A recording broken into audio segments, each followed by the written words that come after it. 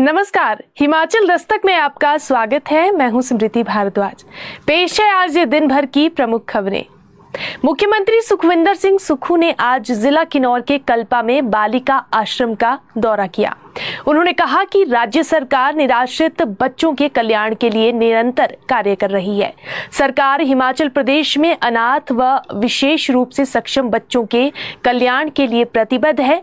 उन्होंने कहा कि राज्य में सभी अनाथ बच्चों को चिल्ड्रन ऑफ द स्टेट का दर्जा दिया गया है और सरकार इन बच्चों का परिवार के सदस्यों के रूप में ख्याल रख रही है। इस दौरान उन्होंने बालिका आश्रम की बालिकाओं से बातचीत की।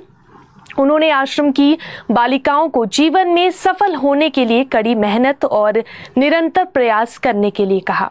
मुख्यमंत्री ने डीसी किन्नौर को बालिका आश्रम का समय समय पर औचक निरीक्षण करने के निर्देश दिए ताकि बच्चों की सभी समस्याओं का समय पर निवारण हो सके। सीएम सुक्खू ने आश्रम की हर बालिका को दिवाली उपहार के रूप में 25-25 हजार रुपए देने की भी घोषणा की है। इसके अलावा सीएम सुक्खू ने किन्नौर में 4 दिवसीय राज्य स्तरीय किन्नौर महोत्सव के समापन समारोह की अध्यक्षता भी की। उन्होंने कहा कि ये महोत्सव किन्नौर के पारंपरिक संगीत, नृत्य और कला शैलियों का प्रतिबिंब है। मुख्यमंत्री ने किन्नौर की अनूठी परंपराओं को संरक्षित और प्रोत्साहित करने के लिए वहां के लोगों की सराहना भी की। उन्होंने कहा कि जल्द ही किन्नौर में एक हेलीपोर्ट का निर्माण किया जाएगा। यहां के युवाओं को नशे के दुष्प्रभावों से बचाने के लिए 28 करोड़ रुपए की लागत से खेल परिसर का निर्माण भी किया जा रहा है। उन्होंने कहा कि प्रदेश सरकार किन्नौर जिला के टापरी में जियो थर्मल तकनीक से विश्व का पहला सी स्टोर जो है वो बनाने जा रही है और इसके लिए आइसलैंड व हिमाचल सरकार के बीच MOU साइन हुआ है। इससे क्षेत्र के बागवान लाभान्वित होंगे और उनकी आर्थिकी जो है वो सुदृढ़ होगी।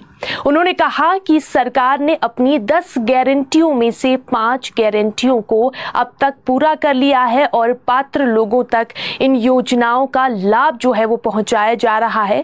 किन्नौर के दौरे के बाद सीएम सुखविंदर सिंह सुक्खू आज शाम शिमला वापस लौट आए हैं और वहीं सीएम सुखविंदर सिंह सुक्खू कल से बिलासपुर और हमीरपुर के 2 दिवसीय दौरे पर रहने वाले हैं। सीएम सुक्खू कल सबसे पहले बिलासपुर के शाहतलाई जाएंगे, जहां पर कार्यक्रमों में शिरकत करने के बाद जो हमीरपुर का बड़सर है वहां के लिए रवाना हो जाएंगे। यहां पर भी सीएम के कई कार्यक्रम जो है वो रहने वाले हैं। वहीं सीएम सुक्खू 5 नवंबर को बड़सर के पुत्रेल गांव में सरकार गांव के द्वार कार्यक्रम में शिरकत करेंगे। इसके बाद सीएम सुक्खू 5 नवंबर शाम को वापस शिमला आ जाएंगे। तो देखिए, अगर कल की बात करें तो मुख्यमंत्री सुखविंदर सिंह सुक्खू कल दोपहर 12:30 बजे शिमला से शाहतलाई के लिए रवाना हो जाएंगे। शाहतलाई हेलीपैड में जो है उतरने के बाद सीएम सुक्खू यहां से सीधे सड़क मार्ग के जरिए चकमोह जाएंगे। मुख्यमंत्री यहां पर सलूनी से देओट सिद्ध रोड का भूमि पूजन करेंगे। वहीं बड़सर से शाहतलाई जो है वो रोड का उद्घाटन करेंगे।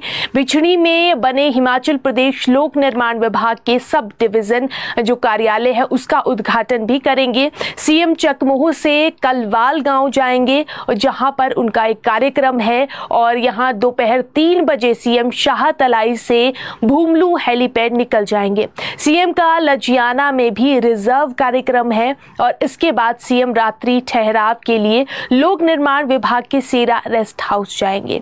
वहीं सीएम सुक्खू 5 नवंबर को रेस्ट हाउस से पुत्रेल गांव में जाएंगे और यहां पर सरकार गांव के द्वार जो सरकार द्वारा कार्यक्रम चलाया जा रहा है तो इस कार्यक्रम में जो है यहां पर पहुंचेंगे। यहां पर सीएम लोगों की समस्याओं को सुनने के बाद शाम 5 बजे वापस शिमला पहुंच जाएंगे। वहीं आज भैया दूज का त्योहार बड़े ही धूमधाम के साथ मनाया गया। भैया दूज का शुभ मुहूर्त जो है वो दोपहर 1:10 से 3:22 तक रहा।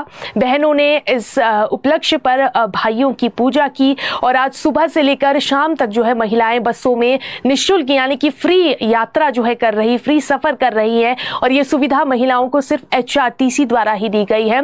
हर साल, इस साल की बात नहीं है, हर साल निःशुल्क सेवा निगम की ओर से जो है वो दी जाती है और इस साल भी बहनों ने पूरा दिन HRTC की बसों में फ्री यात्रा की है।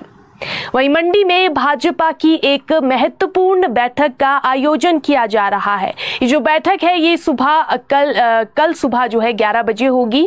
भाजपा विश्व के सबसे बड़े राजनीतिक पार्टी के रूप में संगठन पर्व पूरे देश और प्रदेश में मना रही है और देश और प्रदेश में प्राथमिक सदस्यता अभियान, सक्रिय सदस्यता अभियान का कार्य चल रहा है और इस अभियान के अंतर्गत इस बैठक में इन दोनों गतिविधियों पर चर्चा की जानी है। इसके अलावा आगामी पार्टी के संगठनात्मक चुनावों को लेकर भी चर्चा जो है इस बैठक में होनी है। ऐसे में ये बैठक जो है काफी अहम मानी जा रही है। वहीं अगले 2 महीने के अंतर्गत पूरे प्रदेश में बूथ, मंडल और जिला के चुनाव जल्द ही जो है वो करवाए जाएंगे और इस बैठक में भाजपा प्रदेश अध्यक्ष डॉक्टर राजीव बिंदल, नेता प्रतिपक्ष जयराम ठाकुर, प्रदेश मोर्चा अध्यक्ष एवं महामंत्री, सभी सांसद, संसदीय क्षेत्र प्रभारी, सह प्रभारी, जिला अध्यक्ष और महामंत्री, जिला प्रभारी समेत अन्य लोग जो है वो इस बैठक में मौजूद रहने वाले हैं।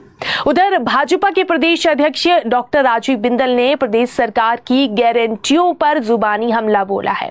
उन्होंने कहा कि प्रदेश की कांग्रेस पार्टी और कांग्रेस सरकार की झूठी गारंटियों का भंडाफोड़ हो गया है।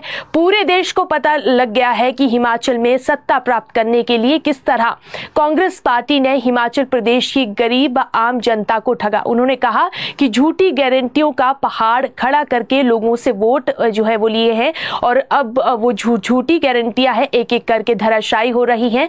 बिंदल ने कहा कि कांग्रेस पार्टी के राष्ट्रीय अध्यक्ष खड़गे ने कांग्रेस पार्टी के सभी नेताओं को, मुख्यमंत्री को, यहां तक कि राहुल गांधी, सोनिया गांधी को नसीहत यहां पर दे डाली कि उतनी ही झूठी गारंटियां दो जितनी पूरी की जा सके। वहीं कर्नाटक सरकार का बेड़ा गर्क हो गया, उन्होंने ये बात भी कही और अब और सरकारों का बेड़ा गर्क ना करें।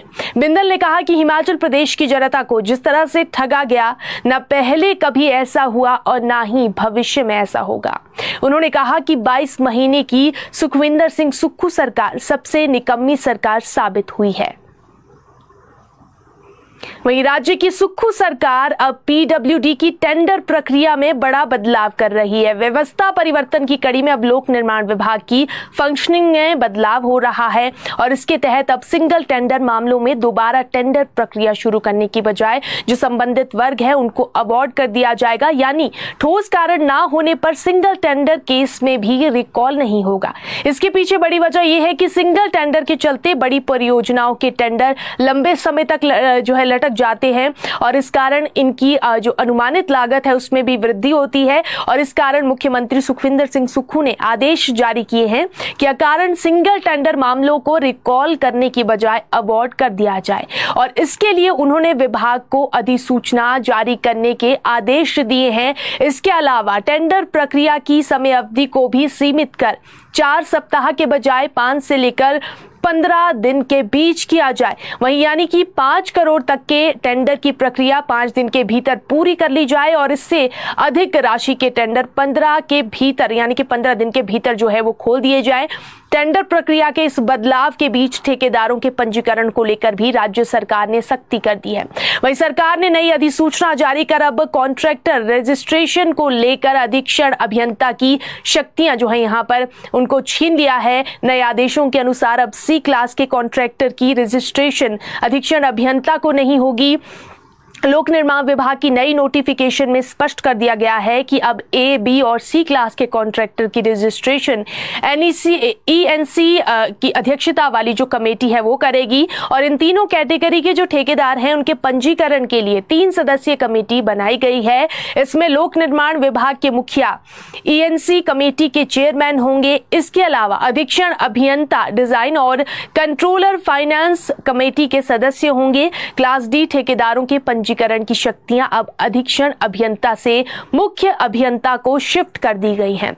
इसके तहत क्लास डी कॉन्ट्रैक्टर के जो रजिस्ट्रेशन है उसके लिए चीफ इंजीनियर की अध्यक्षता में जो है वो कमेटी गठित हुई है।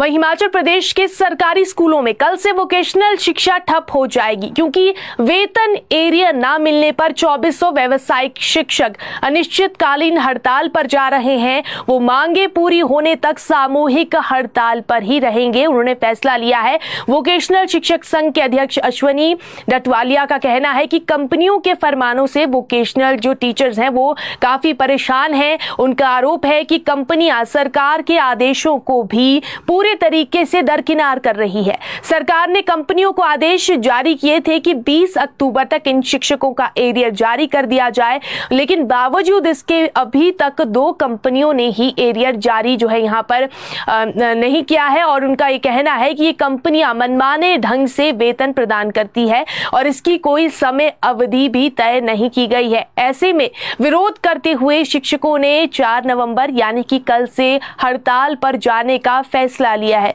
तो देखिए, दरअसल जो वोकेशनल टीचर्स हैं, जो वोकेशनल टीचर्स का जो संघ है, उन्होंने वेतन देने के नाम पर निजी कंपनियों पर करोड़ों रुपए हड़पने का हाल ही में आरोप लगाया है। उन्होंने कहा है कि प्रदेश सरकार ने दिवाली से पहले ही पूरे प्रदेश के कर्मचारियों का वेतन 28 अक्टूबर को जारी करने के आदेश जारी किए, लेकिन जो निजी कंपनी है इन्होंने मनमानी करते हुए वोकेशनल शिक्षकों को वेतन नहीं दिया। ये वजह है। और जो वोकेशनल शिक्षक हैं और उनमें जो है भारी रोष है। अब वो कल से शिमला के चौड़ा मैदान में मांगों के विरोध में प्रदर्शन करेंगे। वहीं कुल्लू में गैमन पुल के साथ बेकली में पहाड़ी में आग लगने का मामला सामने आया है। यहां कुछ शरारती तत्वों ने पहाड़ी की घासनी में आग लगा दी। पहाड़ी में इन दिनों सूखी घास होने के कारण ये आग भड़कती गई और आगे बढ़ते हुए लपटों ने वन संपदा को जला दिया। और इस बीच लोगों ने जब आग को आगे बढ़ते देखा तो लोग अपने स्तर पर आग पर काबू पाने लगे। अग्निशमन विभाग को भी लोगों ने इसकी सूचना दी, लेकिन तब तक अमरचंद, गोपाल दास और शक्ति ठाकुर के जो मकान है उनको जो है लपटों ने जद में ले लिया और कुछ ही देर बाद यहां पर लपटों ने मकान को जलाकर नष्ट कर दिया। वहीं मकान के अंदर जितना भी सामान था वो सारा ही सामान जलकर राख हो गया। अग्निशमन विभाग की टीम ने लोगों की मदद से आग पर काबू पाया और इस घटना में लाखों का नुकसान जो है वो आंका गया है। वहीं कांगड़ा के बीड़ बिलिंग में आज से पैराग्लाइडिंग वर्ल्ड कप की शुरुआत हो गई है। वर्ल्ड कप के पहले दिन 23 देश के 72 प्रतिभागियों ने उड़ान भरी। इन प्रतिभागियों को एरियल डिस्टेंस के हिसाब से 68 किलोमीटर और लोकेशन के हिसाब से 93 किलोमीटर का डिस्टेंस दिया गया था। इन प्रतिभागियों को बिलिंग से संसाल तक 5 किलोमीटर का, संसाल से घटासनी तक 11 किलोमीटर, घटासनी से कंदवारी तक 26 किलोमीटर का और इसके अलावा कंदवारी से चेना पास तक 25 किलोमीटर, चाइना पास से अहजू का 5 किलोमीटर और अजू से लैंडिंग साइट का 3 किलोमीटर का लक्ष्य दिया गया था। प्रतिभागियों को हर दिन मौसम को देखकर ही ये लक्ष्य जो है वो दिए जा रहे हैं। तो आज से जो है जो पैराग्लाइडिंग वर्ल्ड कप है उसकी शुरुआत हो गई है। वहीं 15 नवंबर से हिमाचल प्रदेश की सबसे बड़ी क्रिकेट लीग शुरू होने जा रही है। क्रिकेट लीग मंडी में होगी। 3 महीनों तक चलने वाली इस क्रिकेट लीग को जीतने वाली टीम को इनाम के रूप में 21 लाख रुपए की राशि जो है वो दी जाएगी, जबकि उप विजेता टीम को 11 लाख, तीसरे स्थान पर रहने वाली टीम को 5 लाख और मैन ऑफ द सीरीज रहने वाली जो टीम है उसे जो है 5 लाख की राशि इनाम के रूप में दी जाएगी। इस क्रिकेट लीग का आयोजन सम्मान एंड सलाम फाउंडेशन द्वारा करवाया जाएगा और हर जिला से जो है यहाँ पर 32 टीमें इसमें भाग लेंगी और इनकी एंट्री फीस 21,000 रुपए रखी गई है और जो आवेदन इसके लिए करने की अंतिम तिथि है वो 8 नवंबर जो है वो रखी गई है। वहीं कांगड़ा के शाहपुर में एक सरकारी बैंक में साइबर ठगी का मामला सामने आया है। साइबर ठगों ने वीरेंद्र कुमार महाजन और उनकी पत्नी सुरक्षा महाजन से अलग अलग बैंक खातों से जो है इनके 3,84,000 रुपए की धोखाधड़ी कर उड़ा लिए हैं। वीरेंद्र कुमार महाजन ने इसको लेकर जो है पुलिस में शिकायत दर्ज करवाई है। उन्होंने यहाँ पर बताया कि आज सुबह उन्होंने अपने मोबाइल पर खाते की जानकारी चेक की तो उनके खाते में सिर्फ 285 रुपए ही बचे थे। वहीं जांच के दौरान ये पता चला कि उनके खाते से 1,97,500 रुपए निकाल दिए गए थे और इसके बाद उन्होंने बैंक शाखा के प्रबंधक से भी संपर्क किया और बैंक मैनेजर ने जो है यहाँ पर खाता चेक करने पर इस बात की पुष्टि की कि राशि जो है उनके अकाउंट से निकल चुकी थी। बाद में पत्नी सुरक्षा महाजन के खाते से भी 1,86,500 रुपए गायब मिले। वही बैंक मैनेजर ने तुरंत साइबर क्राइम में लिखित शिकायत भी भेजी है और इस मामले में धर्मशाला का जो वहां पर साइबर विशेषज्ञ हैं उनकी मदद जो है ली जा रही है। पुलिस ठगों की जांच में यहां पर जुट गई है।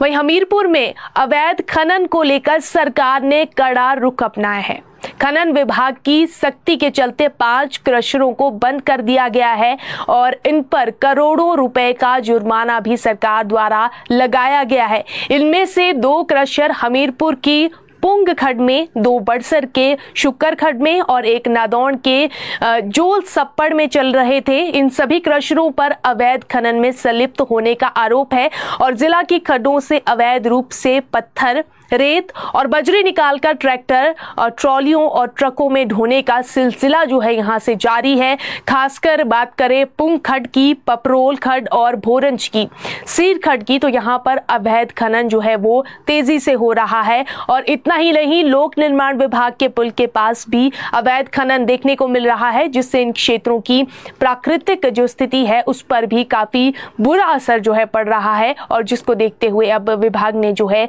सख्त कदम इस मामले में उठाए हैं। हिमाचल में अगले 9 दिनों तक मौसम साफ रहेगा। इन दिनों सुबह व शाम के समय ठंड बढ़ गई है, जबकि दिन के समय गर्मी का सामना लोगों को करना पड़ रहा है।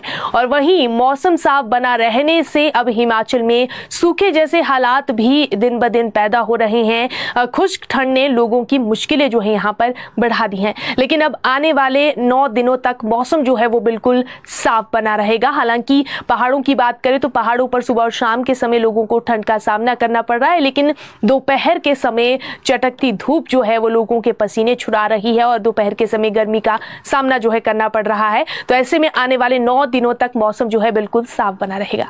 फिलहाल के लिए इतना ही। इसी तरह हिमाचल प्रदेश की तमाम बड़ी खबरों के लिए देखते और पढ़ते रहें हिमाचल दस्तक। नमस्कार।